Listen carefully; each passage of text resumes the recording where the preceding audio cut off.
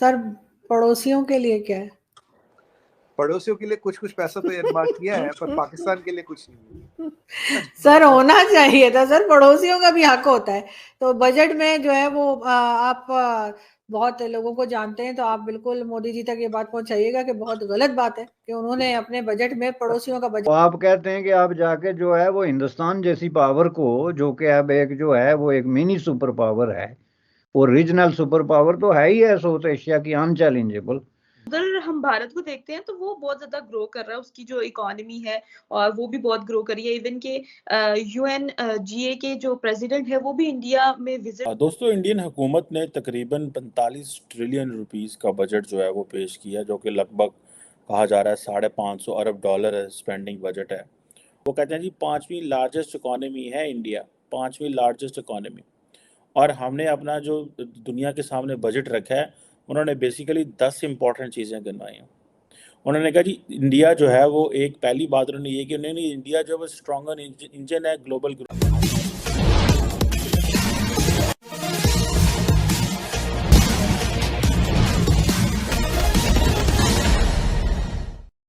Sir, पड़ोसियों के लिए क्या है?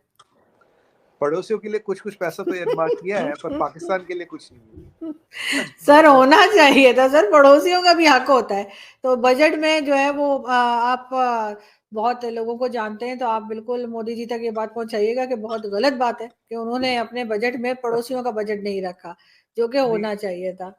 आरजू जी, आपको तो कम से कम आपकी इकोनॉमी को रिवाइव करने के लिए तो $200 बिलियन चाहिए। सच बताऊं आपको, मतलब अगर 200 बिलियन आएंगे तो तब, और आप ये अपना सिस्टम सारा रिवाइव कर दे तो तब तो कुछ बनेगा। क्योंकि 10 20 30 40 बिलियन में भी कुछ होगा नहीं। ये मतलब चोट पे बैंडेज लगाने वाला काम है। अगर चोट को ऑपरेशन करके ठीक करना, प्लास्टर करना और फिर मजबूत करना, तो $200 बिलियन चाहिए पाकिस्तान को। उतना पैसा कहीं नहीं है अभी। और मुझे सबसे अच्छी बिल्कुल चीज लगी कि जी। हमने इन्फ्लेशन को कंट्रोल कर रखा है। अगर आप वर्ल्ड में इन्फ्लेशन देखिए, हमारी दोस्तों, इंडियन हुकूमत ने तकरीबन 45 ट्रिलियन रुपीस का बजट जो है वो पेश किया, जो कि लगभग कहा जा रहा है $550 अरब स्पेंडिंग बजट है। और ज़ाहिर बात है ये एक बहुत बड़ा बजट है। और इसमें बहुत सारी चीज़ें हैं विच आई वांटेड टू टॉक, लेकिन कुछ इंपॉर्टेंट चीज़ें हैं जो मैं आपको बताना चाहता हूँ। देखें, इंडिया को एडवांटेज ये हुआ, और मोदी सरकार को ये एडवांटेज हुआ कि भारत के लोगों ने मोदी सरकार को 10 साल के लिए चुना और एक बड़ा मजबूत मैंडेट दिया। जो फाइनेंस मिनिस्टर निर्मला मैडम है, उन्होंने भी ये बात की है कि जो स्ट्रॉन्ग मैंडेट ही स्टेबिलिटी लेके आता है, और इसीलिए जो आइडिया ऑफ इंडिया है वो अट्रैक्टिव हुआ। पाकिस्तान में ये चीज़ नहीं है। पाकिस्तान में कभी भी कोई हुकूमत 5 साल पूरे नहीं कर सकी। हमारी जो इस्टेब्लिशमेंट है वो चाहती है कि हमेशा जो सियासतदान हैं, जो सियासी हुकूमतें हैं, वो सिंपल मेजॉरिटी से भी कम हो, ताकि वो उनके ऊपर डिपेंडेंट रहें। जबकि भारत में आप ये देखें कि वहाँ पे 5 साल एक टेन्योर निकाला, 5 साल वो ऑलमोस्ट दूसरा टेन्योर, अगले साल मेरा ख्याल है इलेक्शन है उनके। अब आप ये इमेजिन करें कि 10 साल अगर वो रहे हैं, तो वो बजट भी पेश कर रहे हैं और तगड़ा बजट पेश कर रहे हैं। बहुत सारे स्टैटिस्टिक्स हैं जो मैं शेयर करना चाहता हूँ, लेकिन मैं आपको बताना चाहता हूँ कि जो डॉक्टर जयशंकर हैं, वो हैं तो इंडिया के मिनिस्टर फॉर एक्सटर्नल अफेयर्स, लेकिन वो सारा कुछ रिप्रेजेंट कर रहे हैं कि ये जो पांचवा, वो कहते हैं जी 5वीं लार्जेस्ट इकोनॉमी है इंडिया, 5वीं लार्जेस्ट इकोनॉमी। और हमने अपना जो दुनिया के सामने बजट रखा है, उन्होंने बेसिकली 10 इंपॉर्टेंट चीज़ें गिनवाई हैं। उन्होंने कहा जी इंडिया जो है वो एक, पहली बात उन्होंने ये कि नहीं, इंडिया जो है स्ट्रॉन्गर इंजन है ग्लोबल ग्रोथ का। ठीक है जी। वो कह रहे हैं जो कैपिटल इन्वेस्टमेंट आउटले है वो तकरीबन 10 ट्रिलियन रुपीज़ है। ठीक है जनाब, इंडियन रुपीज़, जो कि तकरीबन more than 3% of the GDP है।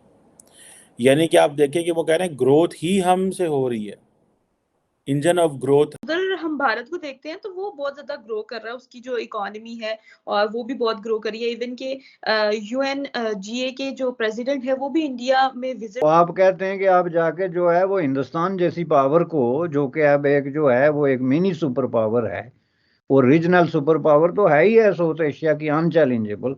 ये के जो प्रेसिडेंट है वो इधर इंडिया में गए हुए थे, तो उसका क्या इम्पैक्ट पाकिस्तान पे पड़ेगा आने वाले टाइम में? कुछ भी नहीं पड़ेगा। पाकिस्तान में सैलाब आया तो उसका कोई इम्पैक्ट नहीं पड़ा, लाखों लोग बेचारे डूब गए। और अब ये है कि वो सैलाब के जो पैसे लिए थे इन्होंने, वो मुख्तलिफ तरह की चालाकियाँ करके तो खा रहे हैं या आपस में बांट रहे हैं। पाकिस्तान में जलजले आए, लाखों लोग तबाह हो गए, कुछ नहीं हुआ। यूनाइटेड नेशन के साथ पाकिस्तान 70 साल तक जो है वो फ्रॉड और एक फ्राजुलेंट किस्म की कम्युनिकेशन में इन्वॉल्व रहा, कुछ नहीं हुआ। तो वो जो इंडिया में आया इज़ नॉट अबाउट पाकिस्तान। आप लोग हर चीज़ में पाकिस्तान को घसीटते हैं, it has nothing to do with Pakistan. वो जो इंडिया में आया इज़ अबाउट इंडिया, और वो ये डिस्कस करने आया है कि इंडिया का इंटरनेशनल रोल जो है वो क्या बनता है और उसको यूनाइटेड नेशन कैसे कोऑर्डिनेट कर सकती है। अब उसमें अगर आप खुद अपनी टांग अड़ाना शुरू हो जाएं कि नहीं हमारा भी इसमें कोई रेलिवेंसी है, तो दैट इज नॉट ट्रू। बिल्कुल सर, मैं कह रहा हूँ अगर हमने नेक्स्ट 20 साल 10-12 साल भी हमने ठीक निकाल लिए, 2030 के बाद, मार्क माय वर्ड्स, 2026 में you will see quantum jumps in GDP. 2030 में यू विल सी कि इंडिया इज अनस्टॉपेबल, कोई इंडिया को नहीं रोक सकेगा। और जो हमारा अभी जीएसटी कलेक्शन हुआ 1,55,000 करोड़ हुआ है, विच इज सेकंड हाईएस्ट। और ये जीएसटी जिस हिसाब से बढ़ रहा, मैं आई कैन सी कि साल 1.5 साल में ये 2 लाख करोड़ क्रॉस करेगा। जिस दिन ये 2 लाख करोड़ क्रॉस करेगा, आप गवर्नमेंट को बोरोइंग की जरूरत ही नहीं पड़ेगी, एक पैसा बोरो नहीं करना पड़ेगा, विल बी बजट सरप्लस। और हमारे पास जो मीडियन एज है चाइना से 12 साल का, ये सिर्फ पैनिक बटन पे चलते हैं। अब इनके पैनिक बटन पे पाँव आ गया है, जिसका भी आया, वो कोई एजेंसी है या कोई राह है या खाद है या मूसाद है या जो भी है। अब ये काफ़ी अरसे तक जो है ना वो हेडलेस चिकन की तरह इधर उधर भागेंगे और अपनी उस पटारी से तरह तरह की चीज़ें निकाल के लोगों को बेवकूफ़ बनाएंगे। सिंपल सी बात है। बिल्कुल सर, ये तो मतलब पॉलिटिशियन की है। हम मिनिस्टर देख रहे हैं, ख्वाजा आसिफ जो हैं वो कह रहे हैं कि टीटीपी को ट्रेन इंडियन आर्मी कर रही है या इंडिया कर रहा है ओवरऑल। तो और जबकि राना सनाउल्लाह पार्लियामेंट में खड़े होकर ये भी कहते हैं कि हमने टीटीपी को बनाया है। हवाले से तो ये एक डॉक्यूमेंटेड बात है कि कश्मीर में जो इन्फिल्ट्रेशन हुई है या क्रॉस बॉर्डर टेररिज्म हुआ है, उसको फाइनेंस किया गया, फैसिलिटेट किया गया, दहशतगर्दों को शेल्टर दिया गया। और आज भी जो है पाकिस्तान के ज़ेर इंतज़ाम कश्मीर समेत पाकिस्तान में जो है वो दर्जनों ऐसे लोग बैठे हैं जो पाकिस्तान की खुफिया एजेंसियों से पैसे लेते हैं और अपने आप को मुजाहिद कहते हैं।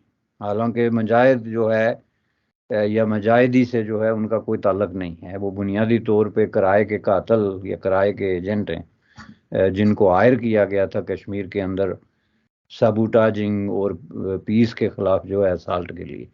तो इस तरह की ब्लेम गेम का कोई मकसद क्या है? आप अगर हमसे जुड़ा रहना चाहते हैं तो कृपया मेरे चैनल को सब्सक्राइब करें तथा बेल आइकन भी दबा दें ताकि नई वीडियो की जानकारी तुरंत आप तक पहुंच जाए। धन्यवाद। जय हिंद।